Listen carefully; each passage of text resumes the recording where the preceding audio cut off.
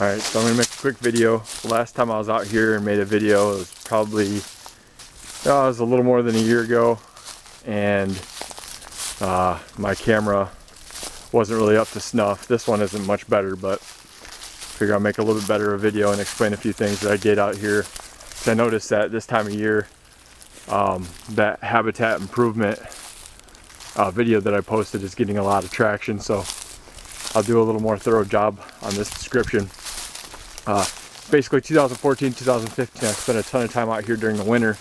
I had a couple of slow winters when I was doing construction, so I had a lot of time to come out here and just kind of dabble with some habitat improvement. I did a lot of hinge cutting. I blazed this trail that we're going to be walking on.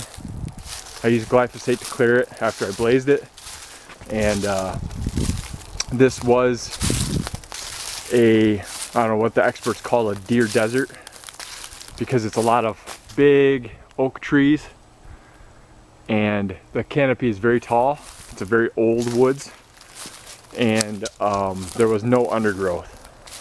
So what I did is I just came out here, I cleared some of the trees. I didn't take out any of the big ones. Everything that I did was with a handsaw, and like I just did a lot of hinge cutting, brought down a lot of trees, let a lot of undergrowth come up, and also obviously brought down those trees to make it so the deer could feed on the leaves. They had access to it, obviously. So we're walking along the trail. It's very small. It's like, she has 10 acres and 6 of it is the timber. So it's a very small parcel. And you know, there's still little things you can do on a small parcel to create more deer movement. But you'll notice there's a lot of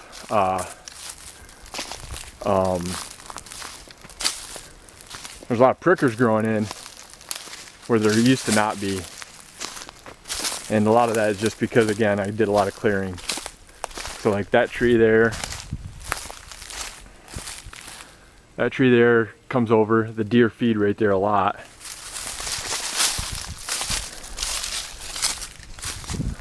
They love these branches being down at their level, and they feed off of these. This will all leaf up, and these are all always browse back.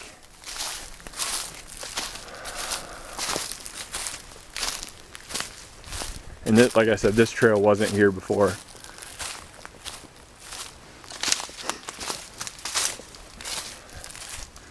Those trees I brought down with a handsaw.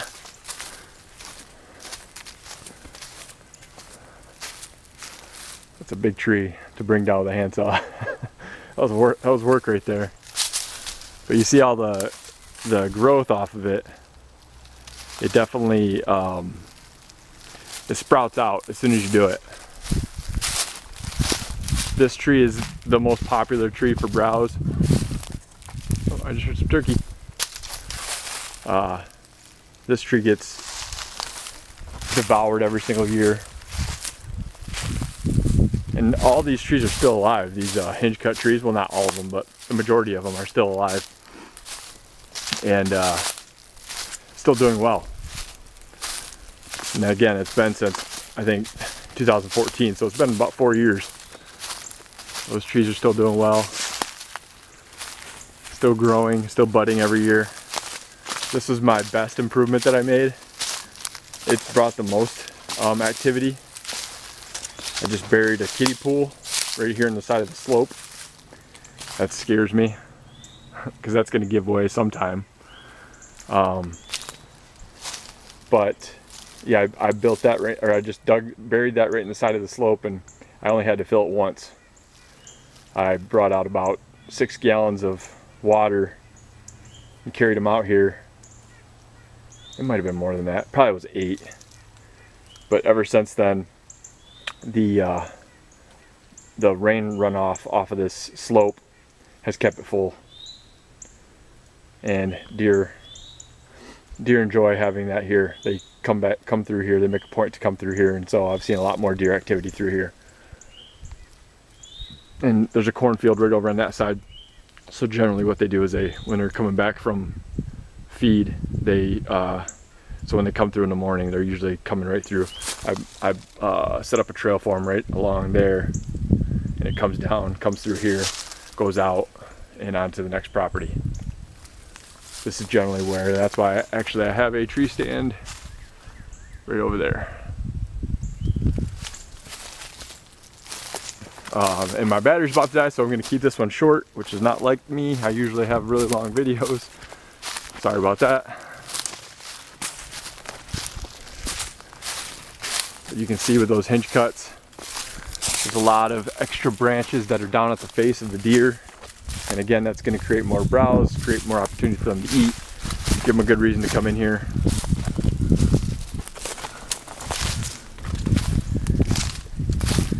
And you can just see, I mean, I just went through and brought down a ton of trees. So again, 6 acres. You can do it with any size, and all it takes is a little bit of sweat equity, especially for me since I used a handsaw, and you can create more deer movement. I haven't been out here too much in the last couple of years because I've really been diving in and sinking my teeth into being successful on public land. But I could definitely take a deer off, at least a doe off of this property every year. I'm in Michigan. It's close to a city. There's not. It's not a great deer herd. There's not a lot of big bucks. So I spend most of my time on public land since there's a better chance. And this is the only real private land that I have access to, and that's okay because I do enjoy going out on public.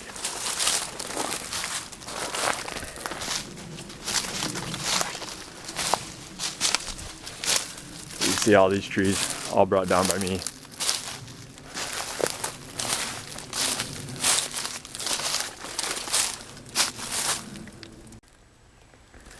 So this is over on the southwest corner of the property, and this is usually where I hunt because there's a field edge right over there that comes off, and this creates kind of a funnel.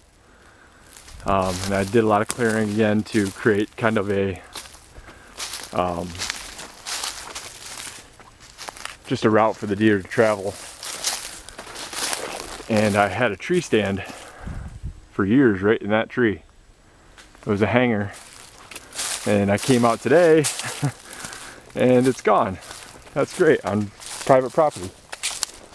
So I have lost my first tree stand to theft. You can see up there where my harness strap is. It was hung right up there. And all my tree steps are gone too. So that's frustrating. And that's the first one that I've lost, and I'm really glad that I grabbed my trail camera out of here at the end of the season last year, because that tree stand was probably only about 45 bucks, but that trail camera was like 80. So it wasn't an expensive tree stand, but man, that's frustrating. I don't know why people steal that stuff. That's hard work. There's no integrity in that. But yeah, so going up the trail along the field edge over here, deer come in here. There's huge oaks here, and acorns just drop all through here. And there's the cornfield. So this is a good spot, and that was a good tree to have my stand in. But I don't know if I'm going to put another one in that tree.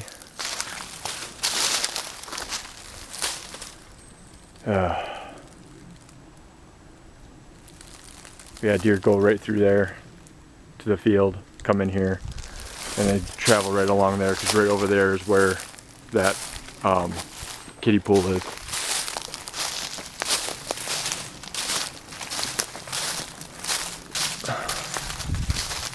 Cut down those trees. how well those branches are still doing. Things are starting to bud up already. 4 years later.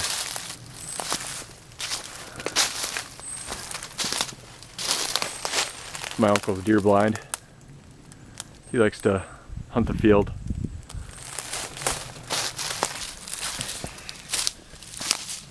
And then basically as I keep traveling toward my aunt's house, I also did some trails along the field edge, so I had a couple of different access routes. But I mean, like I said, it wasn't very expensive to do these things. Obviously a lot of hard work, but it was a lot of fun, and there is definitely a lot more travel through here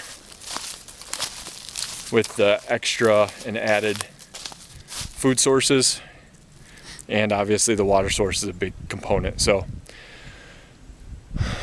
that's it. Hope you guys enjoyed. Have a good day.